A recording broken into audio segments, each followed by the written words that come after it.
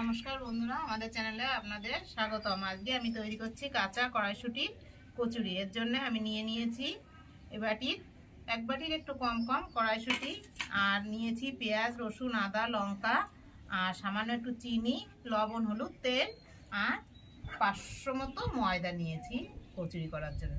এখন আমি বটি নিয়ে প্রথম পেঁয়াজটা একটু কুচিয়ে নেব, রসুন, আদা এগুলি তৈরি করে নেব, তারপর মটরশুঁটিটা বাটবো। আমার পেঁয়াজ, রসুন এইগুলি কাটা হয়ে গেল, ওইগুলি রেখে দিয়ে এখন আমি ময়দাটা নিয়েছি। ময়দাটার মধ্যে লবণ, তেল দিয়ে ময়দাটা মেখে নেব। লবণ দিলাম, এর মধ্যে এবার তেল দিচ্ছি। এবার ভালো করে ময়াম দেব। ময়দাটা আমার ময়াম হয়ে গেছে, দেখেন সুন্দর এই হয়ে যাচ্ছে। যখন ময়াম হয়ে যায় তখন এরকম দলা করলে দলা হয়ে যায় ময়দাটা। এবার আমি এখানে এক বাটি গরম জল রেখেছি, এই জলটা দিয়ে আস্তে আস্তে ময়দাটা মেখে নেব। ময়দাটা আমার মাখা হয়ে গেল। আমি এখন ময়দাটায় একটু তেল লাগিয়ে রাখবো। আর দেখেন ময়দাটা কিন্তু মাখার সময় একটু নরম করে মাখবেন, দেখেছেন আমার ময়দাটা কত নরম। কড়াইশুঁটি কচুরি করার জন্য একটু ময়দাটা নরম করেই মাখতে হয়। দেখেন দেখেন কেমন নরম। এবার আমি এতে একটু তেল মাখিয়ে ঢাকা দিয়ে রেখে দেব। ময়দাটা ঢাকা দিয়ে রেখে আমি এখন এই মটরশুঁটিগুলি মিক্সিতে বেটে নেব।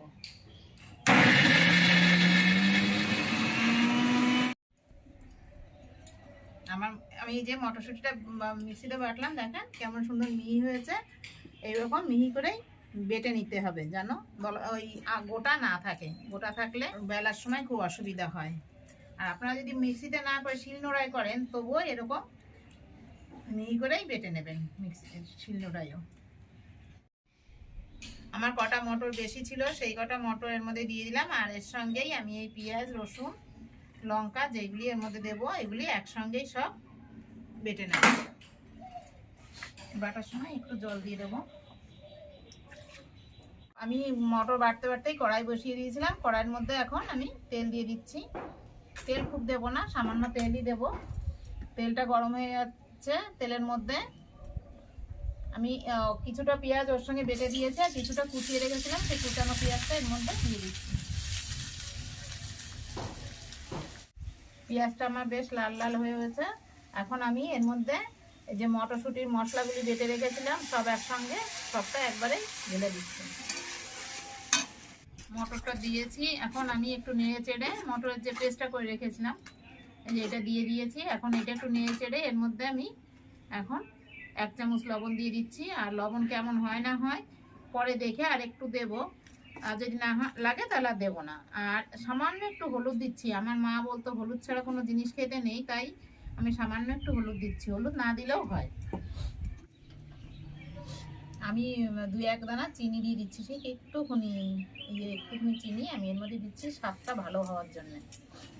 আমার এটা হয়ে এসছে। আমি এখন এর মধ্যে দেব একটু ধনেপাতা, অল্প করে একটু ধনেপাতা দিয়ে দিচ্ছি। আপনারা দিতেও পারেন, নাও দিতে পারেন, আমি দিচ্ছি। তবে যারা নিরামিষ খান তারা দিলে পরে ধনেপাতাটা ভালো লাগবে খেতে। আর দেব একটু চাট মশলা, এটা আমার আগে বলা ছিল না, আমি এখন দিয়ে দিচ্ছি 1/2 চামচ মতো চাট মশলা। আমার পুরটা রেডি হয়ে গেছে। দেখেন পুরটা রেডি হলে বোঝাই যাবে, এরকম দলা দলা ভাব এসে যাবে, শুকনো শুকনো মতো। এখন আমি এটা থালার মধ্যে নামিয়ে নেব। পুরটা বানিয়ে রেখে দিয়ে আমি ময়দাটা যে মেখে রেখেছিলাম, সেই ময়দাটা আরেকটু মেখে নিচ্ছি। আর এদিকে কড়াই ধুয়ে গ্যাসে বসিয়ে দিয়েছি কচুরি ভাজার জন্য। কড়াইতে আমি তেল দিয়ে দিচ্ছি। ময়দার থেকে আমি এরকম ছোট ছোট করে গুলি কেটে নিয়েছি। এখন এর মধ্যে আমি পুর ভরে নিচ্ছি।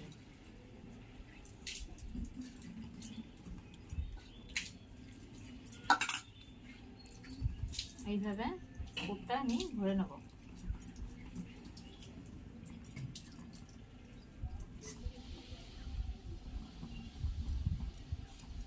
সবকটাই এইভাবে আমি পুর ভর্তি করে রেখে দেবো, তারপরে বেলে ভাজবো।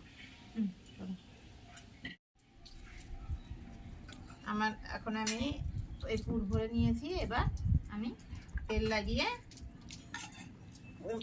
লেচিটা বেলে নেব। বেলার সময় খুব আস্তে আস্তে বেলবেন, না হলে পরে ফেটে বেরিয়ে যাবে।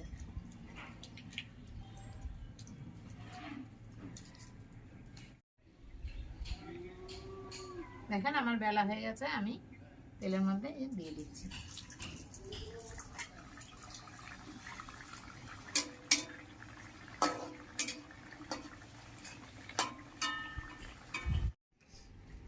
আমার কচুরিগুলো রেডি হয়ে গেছে। দেখেন কচুরিগুলি কত সুন্দর হয়েছে, এই ভেঙে দেখাই। দেখেন ভেতরেও পুরগুলো কত সুন্দরভাবে সব জায়গায় আছে। আপনারা এইভাবে বাড়িতে কচুরি বানিয়ে খাবেন। আর সঙ্গে আমার রয়েছে আজকে ছোট আলুর দম। এই আলুর দম আমি কিভাবে করেছি, এই ছোট আলুর, যদি আপনারা দেখতে চান তাহলে বলবেন, কমেন্ট করবেন, আমি ভিডিও করে দেখাবো। আর বাড়িতে আপনারা এইভাবে কচুরি তৈরি করে খেয়ে দেখবেন, খেতে কেমন হলো বলবেন, আমাকে কমেন্ট করে জানাবেন। আর আমার চ্যানেলে একবার একটু সাবস্ক্রাইব করে দেবেন।